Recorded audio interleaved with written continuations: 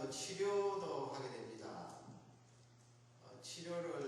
이 미술 치료를 가지고 기법을 가지고 여러 가지 방법으로 치료를 하게 되는데요. 그러면 아이들이 많이 호전이 되곤 합니다. 그 이유는 바로 미술 치료는 이 눈으로 보고 자기 자신이 손으로 이렇게 그려냈기 때문에 말로 듣는 것보다 훨씬 오래 간다는 것입니다. 어떤 경우는 어릴 적에 그렇게 미술 치료를 받아서 회복이 된 경우 좋은 기억을 가지고 죽을 때까지 성장하여서도 잊지 않고 계속 간직한다는 것입니다. 얼마 전에 여러분 나영이 사건 잘 아실 것입니다. 그 아이가 그 성폭행을 당했을 때 그린 그림 무시무시하지요. 그 아이를 이제 불러다 그때 어떤 애냐 자꾸 이 상담하고 묻고 하면은 다시 상처를 얻을 수 있기 때문에 그냥 이 종이와 그릴 수 있는 도구를 주고 그리게 합니다. 그 그린 내용이 바로 쇠창살 안에 그 사람을 집어넣고 그 머리 위에다가 망치를 이렇게 들고 있는 벌주라는 거예요. 그 그림 하나를 딱 보면은 그 아이가 받았던 상처 어려움들을 다 알 수가 있습니다. 나중에 몇 달 뒤에 이제 계속해서 이 상담가가 치료를 했지요, 정신적으로. 나중에 그 그림을 보니까 아주 호전이 되었습니다. 많이 치료를 받았습니다. 그 그림 보니까 새를 그리고 새에게, 새도 보면은 눈이 아주 동그랗게 밝은 눈이에요. 그리고 거기다가 이 모이를 주는 그런 내용을 그렸는데요. 그 그림만 봐도 이 아이가 많이 치료를 받았구나 하는 것을 알 수가 있습니다. 그림은 우리에게 강력한 인상을 줍니다. 이 밴쿠버에도 갤러리가 꽤 있는데요. 시간이 나시면 그런 곳에 들르셔서 그림을 보면서 주는 인상을 받는 것도 대단히 중요합니다. 지난번에 산행을 할 때 그 어린이들하고 이렇게 그런 적이 있습니다. 그 어린이가 저에게 이렇게 말씀을 했습니다. 목사님 어린 적에는 꿈이 있었습니까? 그래, 나도 꿈이 있었다. 자기는 꿈이 대단히 많다는 거예요. 한 10가지 이상 됩니다. 어린아이가 그런 이야기를 하는 거 보니까 대단히 수준이 높아요. 10가지 이상 되는데 다 하고 싶은데 그 꿈이 이루어져서 다 할 수 있을까요? 그랬어요. 그래 제가 지금은 여러 가지 그런 꿈을 가지는 것이 좋은데 나이가 자꾸 들수록 가지치기를 해라. 10가지에서 9가지, 9가지에서 8가지, 8가지에서 7가지 줄이다가 나중에 이 다 자라고 나면은 결국은 한 가지 꿈을 꼭 붙들어야 된다.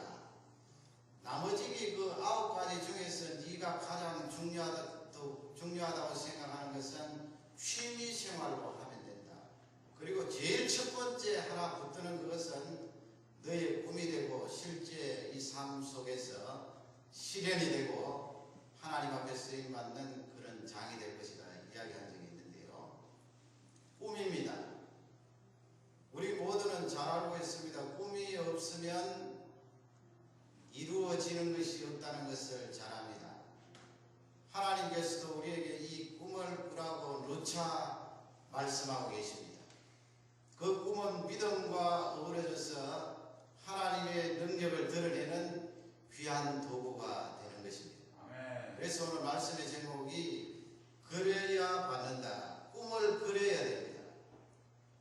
그냥 말로만 하는 것이 아니고 내 심장 속에, 가슴 속에, 마음 속에 이 마음의 캔버스에 그림을 그려야 됩니다. 각인을 시켜야 됩니다. 그렇게 하면 강력한 실현과 하나님의 축복이 있다는 것이 오늘 귀한 말씀인데요. 3가지로 본문 말씀을 중심으로 살펴보기를 원합니다. 첫째 메시지는 주저앉지 말라는 것입니다. 주저앉지 마라.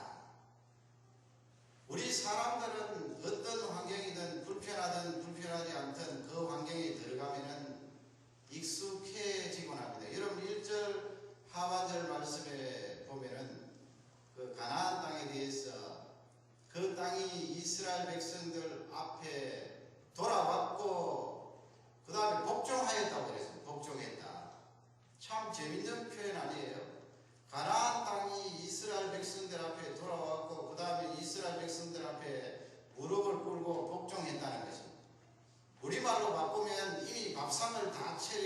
앉아서 반찬과 밥을 딱 떠서 젓가락 위에 올려놓고 내 앞에 딱 갖다 놓았다는 거예요. 딱 갖다 놓고 이제 숟가락을 들고 떠서 먹으면 되는 것입니다. 그런데 우리 사람은 그 숟가락을 들고 먹는 것조차 회피하는 그런 경우가 있습니다.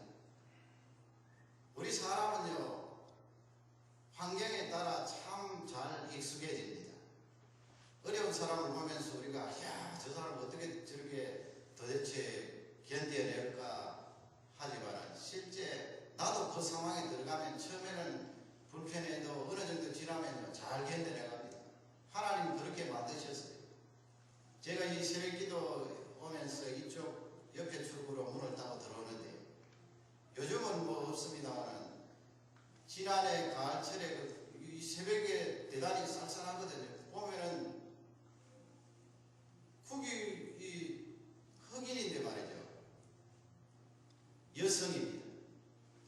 조그만한 그 스펀지도 이렇게 보니까 얇아요. 그것을 깔고 이불도 덮지 않고 쪼그리고 거기에 자고 있는 것입니다. 그 참 깨우기가 대단히 미안해요. 문을 열고 들어가야 되는데 아무리 불러도 한 번 불러서는 안 되는 거예요. 나중에는 뭐 고함을 쳐야 돼요. 몇 번 고함을 치면 이제 깜짝 놀라서 일어나요. 그럼 제가 문을 따고 들어가고 기도를 마치고 나올 때 보면은 역시 또 자고 있기 때문에 문을 못 열어요. 문을. 그래서 속에서 막 노크를 한번 이렇게 하면은 겨우 듣고 어떨 때는 뭐 노크해도 듣지도 못하고 그래서 문을 조금 여는데 벌써 뭐 누워 있으니까 문을 많이 열 수도 없고 조금 열고 이렇게 광을 치면은 이제 벌떡 일어나서 미안하다 그러면서 길을 비켜주는데 우리가 생각하니 야 어떻게 추운 날씨에 저렇게 쪼그리고 밤새도록 잘 수 있을까 싶은데 그 사람들 속에 들어가면 글을 써놓은 거 보니까요. 대개는 편안하다는 거예요. 집 없고 그렇게 쪼그리고 자도 그냥 툴툴 털고 이 박스 하나 깔고 지하철 그 속에 들어가서 자는 것이 편안하다는 거예요. 칼잠을 자도. 그 사람이 잘 익숙해진다는 것입니다. 추운데 그렇게 고생할 바에 차라리 막 열심히 팔을 걷어붙이고 이 세상에 나가서 뛰면은 왜 그렇게 망도 얻을 수 있고 먹을 것도 얻을 수 있는데 그 사람들이 여전히 쪼그리고 그렇게 추운데 자는 것은 우리 사람들이 어떤 삶에 들어가면 익숙하다는 것입니다. 전쟁을 하는 그런 영화나 뭐 TV를 보면 그렇지 않아요. 보따리를 쏴서 우리도 한국 사람도 그런 것을 다 겪었습니다만 그 상황이 어떻게 견뎌낼까? 살아있으면 익숙해하고 또 거기서 살 구멍을 찾아서 움직이는 것입니다.